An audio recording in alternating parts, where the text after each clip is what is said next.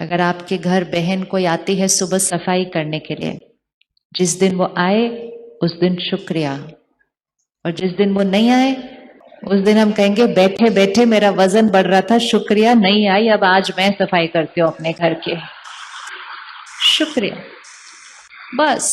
और नहीं तो आई नहीं, जब देखो छुट्टी ले लेती है, इनका क्या है, चली गई आराम से सो जा। एक बात, एक परिस्थिति, मेरे यहाँ 1000 संकल्प चलते जाते हैं। उसने तो फिर भी नहीं आना, घर को तो मैंने फिर भी साफ करना है, लेकिन मन को मैला करके घर को साफ किया तो उसका भी तो कोई फायदा नहीं होता है। उसका फायदा क्या हुआ? तो हर स्टेप पे हमें चेक करना है, वो बहन नहीं आई मेरे कंट्रोल में नहीं, लेकिन मैंने अब सोचना कैसे है वो पूरी तरह से मेरे कंट्रोल में है। और सोचने का लेंस ये होना चाहिए कि चाहे कोई भी बात आ जाए, उस बात में भी कल्याण को ढूंढिए, क्योंकि हर बात में एक कल्याण समाया हुआ होता है। परमात्मा हमें एक बहुत सुंदर लाइन सिखाते हैं कि जीवन में कुछ भी आ जाए, और कुछ भी मतलब कुछ भी, जैसे ही वो बात आए तो पहली थॉट, इसमें मेरे लिए कल्याण है। बोलिए एक बार। अब अपनी जीवन की बात लेकर आइए सामने, कोई भी बात, छोटी बड़ी, बहुत बड़ी, बहुत बहुत बड़ी है, उस बात को देखिए और उस बात को कहिए, इसमें भी मेरे लिए कल्याण है। बोलिए अभी। आपको पता है जीवन की हर बात में कल्याण होता है, अगर हम कहें कि उसमें मेरे लिए कल्याण है। लेकिन हम क्या करते हैं, जैसे कोई बात आती है हम कहते हैं इतनी बड़ी बात अब कैसे होगा, अब तो मेरा कुछ भी ठीक नहीं होगा, अब तो ऐसे नहीं होगा। बात का साइज इतना सा होता है, लेकिन हम ऐसे बोलकर हम छोटे हो जाते हैं और बात बड़ी हो जाती है, बात जीत जाती है, हम हार जाते हैं। और जैसे ही बात आई और हमने कहा इसमें भी मेरे लिए कल्याण है, हम ऊपर चले जाते हैं, बात नीचे रह जाती है, हम जीत जाते हैं, बात हार जाती है, और जीत जीत कर हमारा भाग्य श्रेष्ठ होता जाता है। भाग्य बात पर निर्भर नहीं है। कुछ शब्दों को अपनी भाषा बना लेना चाहिए और फिर उसका प्रयोग करना चाहिए। ये कोई अंधविश्वास नहीं, ऐसे ही बोल दिया इसमें मेरे लिए कल्याण है। उसको बोलिए, उसको फिर मानिए, और थोड़े दिन में देखिए कि राइट, इसमें भी कल्याण निकला है। अगर आप अपने जीवन को रिवाइंड करें, बहुत सारी बातें आपके जीवन में आई होंगी, जब आई थी तो लगा ऐसा क्यों हुआ, वैसा क्यों हुआ, लेकिन 6 महीने बाद, साल बाद, 2 साल बाद, कई बार तो 5 साल बाद हम कहते अच्छा हुआ वो हुआ ना, फायदा हो गया उसमें। किसके पास जीवन में ऐसी बात है जिसको बाद में लगा कि अच्छा हुआ वो वाली बात आई थी? देखो, ऑलमोस्ट एवरीबडी। जब वो बात आती है तो हम कहते क्यों ऐसा हुआ, और कुछ साल के बाद हम कहते हैं अच्छा हुआ जो हुआ। लेकिन उस दिन कह देते अच्छा हुआ जो हुआ तो यहाँ का भाग्य ना गवाते, बाद में बाहर वाला अच्छा तो हो ही जाता है। जब हम अंदर अच्छा सोचते हैं ना, तो मुश्किल से मुश्किल बात सहज होने लगती है, और जब हम अंदर गलत सोचते हैं ना, तो सहज से सहज बात मुश्किल हो जाती है। दुनिया आजकल कहती है लाइफ बड़ी कॉम्प्लिकेटेड हो गई है। लाइफ कॉम्प्लिकेटेड नहीं, सोच कॉम्प्लिकेटेड हो गई है। लाइफ तो बहुत सिंपल है, लाइफ बहुत सिंपल है, सोच कॉम्प्लिकेटेड हो जाती है। तो किसी भी परिस्थिति में आपके बच्चे ने बहुत मेहनत की, बहुत बहुत मेहनत की, पढ़ाई की, एक लक्ष्य रखा था कि मेरे इतने नंबर आएंगे, फिर मेरे इतने नंबर आएंगे, फिर मैं इस कॉलेज में जाऊंगा, फिर मैं ये बनूंगा। बहुत इंपॉर्टेंट है लक्ष्य रखना। इसको चेक करना कैसे वर्क करता है। लक्ष्य रखिए, मेहनत कीजिए, दृढ़ता से मेहनत कीजिए, अपना कर्म 100% परफेक्ट कीजिए। लेकिन उसके बाद अगर वो रिजल्ट वो नहीं आया जो हमें चाहिए था, या हमें उस कॉलेज में नहीं मिला जो हमें चाहिए था, तो हमें सिर्फ एक संकल्प करना है, 2 भी नहीं, सिर्फ एक संकल्प करना है इसमें मेरे लिए अच्छा है, इसलिए मुझे ये कॉलेज मिला है, ये मेरे अच्छे के लिए ये मिला है। ताली नहीं बजाओ, पहले बोलो ये कर सकते हैं हम या नहीं कर सकते। पता है क्यों? क्यों? जैसे ही आप उस कॉलेज में जाएंगे या वो बच्चा उस कॉलेज में जाएगा और वो ये थॉट से जाएगा इसमें मेरे लिए अच्छा है, उसके बाद वो उस कॉलेज में एक्सेल करेगा। लेकिन अगर एक बच्चा बहुत अच्छे कॉलेज में भी चला जाए लेकिन सोचे मुझे इधर नहीं आना था, मुझे तो उधर जाना था, ये सही नहीं हुआ मेरे साथ, ये अच्छा नहीं हुआ, और वो ना सोचे तो उसके माँ बाप सोचे, पड़ोसी अड़ोसी बोलते रहे अरे आपको उधर नहीं मिला, ये कॉलेज तो थोड़ा ठीक ठाक ही है, इतना नहीं। तो वो पूरा जीवन उस बात को अपने बैकग्राउंड माइंड में पकड़ के चलता है कि मेरे साथ सही नहीं हुआ। ये विक्टिम फीलिंग के साथ वो पूरा जीवन चलता है और फिर वो उसका संस्कार बन जाता है। कुछ भी जीवन में थोड़ा सा ठीक नहीं था, मेरे साथ अच्छा नहीं हुआ, मेरे साथ सही नहीं हुआ। जीवन में जो हुआ वो हुआ, लेकिन जब उसने रिकॉर्ड कर लिया मेरे साथ अच्छा नहीं हुआ, तो जो अच्छा भी हो रहा होगा वो अच्छा दिखाई देगा नहीं। जीवन यहां नहीं है, जीवन यहां है। जीवन यहां है। आज हम सब जो कुछ कर रहे हैं, क्या आपको लगता है बहुत ज्यादा फर्क पड़ा हम कौन से कॉलेज में गए थे? आज क्या आपको कोई पूछता है आप कौन से कॉलेज में गए थे? आज कोई आपको पूछता है आपके कितने नंबर आए थे? लेकिन उस दिन हमने उसको अपने जीवन का सबसे बड़ी बात बना के रख दी थी। जब तक हम पढ़ रहे हैं हम 100% मेहनत करेंगे, लेकिन कभी कभी हमारे कर्म, बहुत श्रेष्ठ कर्म, हमें एक जगह नहीं दूसरी जगह लेकर जाते हैं।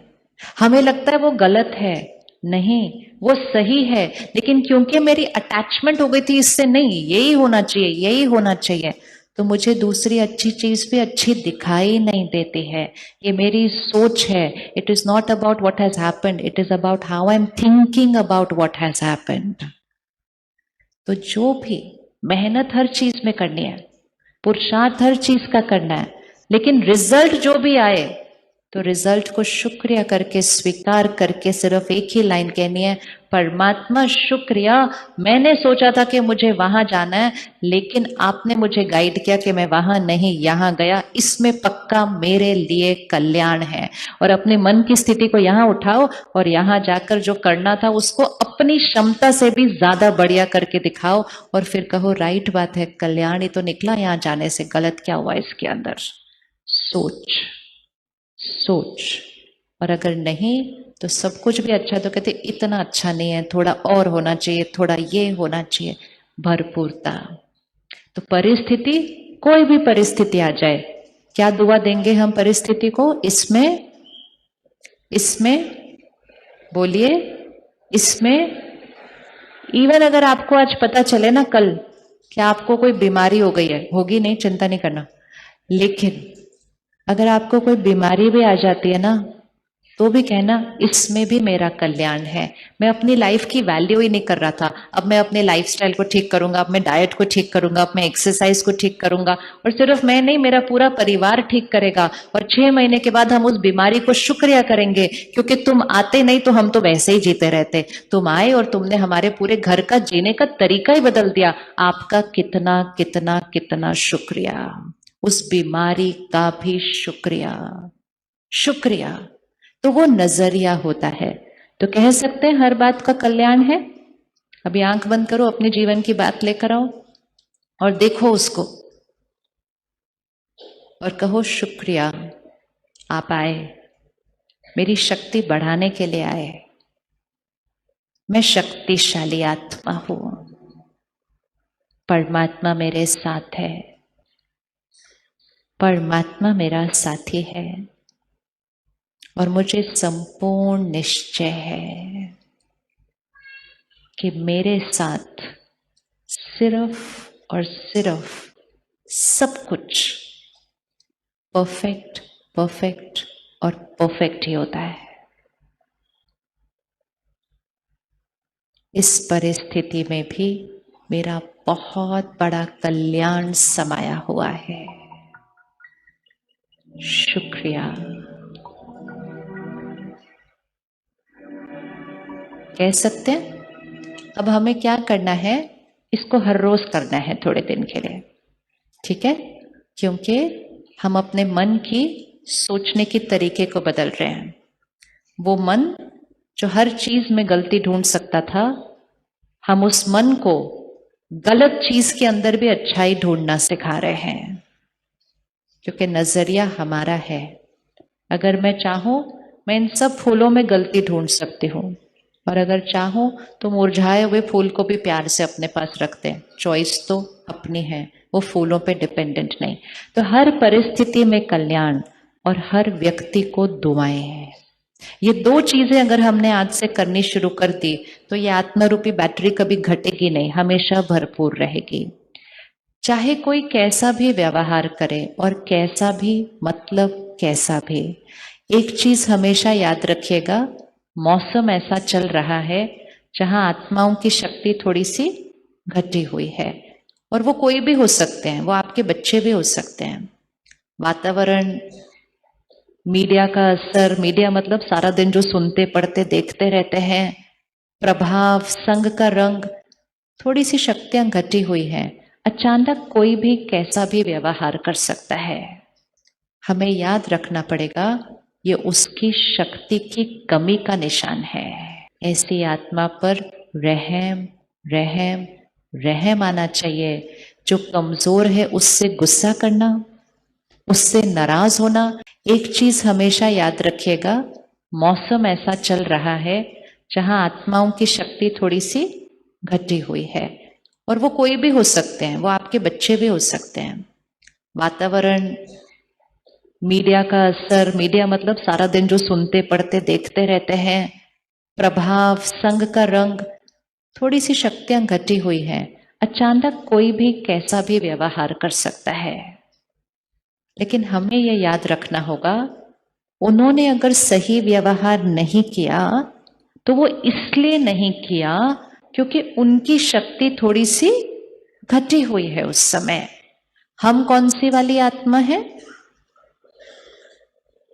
हम कौन सी वाली आत्मा है? देने वाली आत्मा है। तो देने वाली आत्मा मतलब जब जहां किसी भी चीज की कमी होगी, हम देने वाली आत्मा है। तो कोई अगर आपके सामने कुछ गलती करे, कोई काम ठीक से ना करे, कोई अपशब्द बोले, कोई बड़ा धोखा भी दे दे, हमें याद रखना पड़ेगा ये उसकी शक्ति की कमी का निशान है। और क्योंकि उसके पास शक्ति की कमी है तो मुझे उसको क्या देना है? क्या देना है आपने उसको? किसी के पास धन नहीं होता, हम धन देते हैं। किसी के पास रक्त नहीं होता, हम उसको खून देते हैं। किसी के पास पढ़ाई नहीं होती, हम उसको किताबें देते हैं। किसी के पास शक्ति नहीं होती, हम उसको, अरे बताइए, किसी के पास शक्ति नहीं होती, हम उसको क्या देते हैं? किसी के पास शक्ति नहीं हो तो हमने उसको क्या देना है? शक्ति नहीं है तो क्या देंगे? जो उसको चाहिए वो देंगे ना। तो किसी के पास शक्ति नहीं है तो हमने उसको क्या देना है? बोलो अच्छे से, शक्ति नहीं है तो हमने क्या देना है उसको? हमने उसको शक्ति देनी है। आप रेडी हैं शक्ति देने के लिए? आप रेडी हैं शक्ति देने के लिए? रेडी है। अब आप इधर लेकर आइए, लेफ्ट हैंड पर किसी एक को रखिए, लीजिए हाथ आगे करो, चलो देखते हैं कैसे शक्ति देने हैं। किसी एक को रख लो यहाँ पे, जो आपको दिख रहा है उसका व्यवहार ठीक नहीं है, ऐसे नहीं करना चाहिए, ऐसे करना चाहिए। आज से उसको गलत बोलना बंद करो पहले। वो गलत नहीं, थोड़ा सा कमजोर है। दो बातों में बहुत फर्क होता है। वो गलत नहीं है, आत्मिक शक्ति थोड़ी सी कमजोर है। जैसे अगर शरीर मेरा कमजोर है तो मुझे यहां से उतरने में मुश्किल होगी, मुझे सीढ़ी उतरने के लिए किसी का सहारा चाहिए। मैं गलत नहीं हूं, मैं कमजोर हूं। लेकिन अगर आप मुझे देखेंगे और बोलेंगे कमाल है, उतरना भी नहीं आता, मैं गलत नहीं हूं, मैं कमजोर हूं। और अगर मैं कमजोर हूं तो आप तुरंत क्या करेंगे? आप बोलोगे आओ, हम आपका हाथ पकड़ते हैं, आप नीचे उतरो। फिजिकली तो हम कर लेते हैं ये। अब ये जो समय चल रहा है, हमें यहां करना है। हमें लोगों का हाथ पकड़ना होगा। हाथ मतलब उनको शक्ति का हाथ देना पड़ेगा। लोग खुद अपने मन से बड़े परेशान हैं आजकल। किसी के अंदर ईगो है, किसी के अंदर इनसिक्योरिटी है, किसी के अंदर जेलेसी है। वो सो नहीं सकते अपनी जेलेसी की वजह से। अब वो हमारे आसपास ही हमारे साथ काम करते हैं, हमारे साथ रहते हैं। अब अगर किसी को हमसे ईर्ष्या है तो क्या वो बहुत प्यार से बात करने वाला है हमारे बारे में किसी को? नहीं, वो चार गलतियां ही ढूंढेगा हमारे अंदर, वो गलतियां ही फैलाएगा हमारे बारे में। हम कहते हैं ये गलत है, ऐसे कैसे कर सकता है। ऐसे व्यक्ति पर क्या आना चाहिए? गुस्सा नहीं, क्या आना चाहिए? बोलिए, क्या आना चाहिए? कितने ज्ञान है देखा हमारे पास? आपने देखा हम सब कितनी ज्ञानी तो आत्मा है, वो कमजोर है, वो अपने अंदर मन में सुकून में नहीं है, वो अपने मन से ही खुद ही परेशान है। ऐसी आत्मा पर रहम रहम रहम आना चाहिए। जो कमजोर है उससे गुस्सा करना, उससे नाराज होना। अब इसको विजुअलाइज करना, यहां जो है उसकी शक्ति थोड़ी कम है इसलिए वो गलत व्यवहार कर रहा है। यहां हम हैं, अगर मुझे उनका व्यवहार बुरा लग गया, अगर उनके व्यवहार से मैं नाराज हो गई, अगर उनके व्यवहार में मैंने चार लोगों को उनके बारे में गलत बोल दिया, तो मैंने उनको कौन सी एनर्जी दी? पॉजिटिव या नेगेटिव? पॉजिटिव या नेगेटिव? वो ऑलरेडी किधर थे? वो ऑलरेडी किधर थे? नेगेटिव। मैंने क्या दे दिया? कौन सा कर्म बना? मतलब मैं सीढ़ी उतर रही थी, वैसे ही मेरे से उतरा नहीं जा रहा था। आपने हाथ तो खैर नहीं पकड़ा, आगे का आपको पता है आपने क्या किया। फिजिकली हमें सब कुछ दिखाई देता है, सेम चीज मन के लिए भी करना है। अगर मैं नीचे उतर रही हूं, मुझसे नहीं उतरा जा रहा, और आपको कोई दिखाई दे कि कोई बीच में पैर मार के मुझे और ही गिरा दे, तो आप उसमें मुझे गलत कहेंगे या उनको गलत कहेंगे? किसको गलत कहेंगे? किसको कहेंगे? तो अपने आप को बचाइए। सामने वाला मन से कमजोर है, आत्मिक शक्ति घटी हुई है। अगर किसी के अंदर अहंकार है अर्थात आत्मिक शक्ति कम। अगर किसी को गुस्सा आता है, आत्मिक शक्ति कम। अगर कोई सारा दिन शिकायत करता रहता है, मतलब आत्मिक शक्ति कम। अगर किसी को सारा दिन निंदा करता है, आत्मिक शक्ति कम। किसी को इनसिक्योरिटी है, आत्मिक शक्ति कम। किसी को डर लगता है, आत्मिक शक्ति कम। हम उनको कहते हैं डरपोक, कमाल है, इतने कौन से डरने की बात है, पैर मार दिया और गिरा। अब ये सामने विजुअल रखना, कोई अगर कमजोर है, मैंने उसको हाथ देकर ऊपर उठाना है या पैर मारकर नीचे गिराना है? क्या करना है? क्या करना है? ऊपर उठाना है, क्योंकि हम कौन सी वाली आत्मा है? ये तो पक्का करना है। कौन सी वाली आत्मा है? देने वाली। हम ऐसे वाली आत्मा नहीं है। इसका मतलब अगर किसी का व्यवहार परफेक्ट नहीं है, उसके पास शक्ति की कमी है, तो मेरा रोल क्या है? उसको क्या देना है? उसको मुझे शक्ति देनी है। और शक्ति देनी है मतलब दुआएं देनी है। और जब मैं उनको दुआएं दे रही होंगी, सबसे पहले कौन ठीक रहेगा?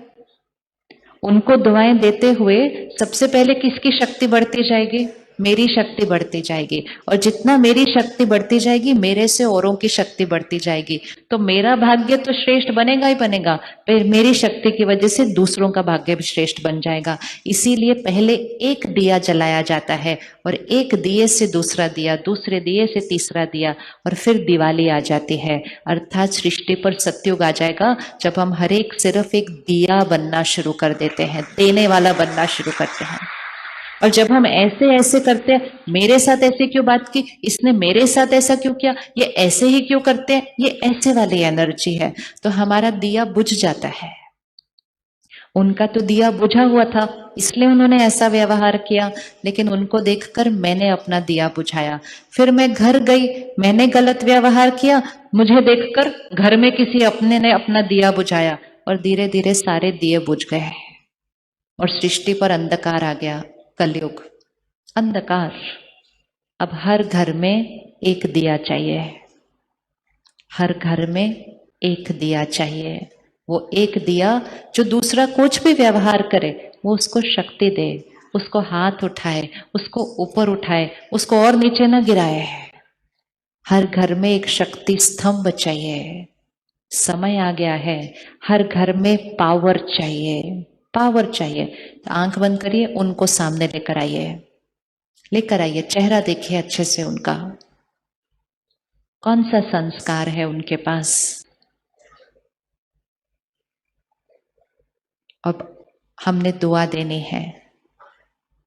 दुआ अर्थात जो संस्कार उनके पास है उसके बारे में न हमने सोचना है न बोलना है, लेकिन जो संस्कार हम उनके अंदर देखना चाहते हैं,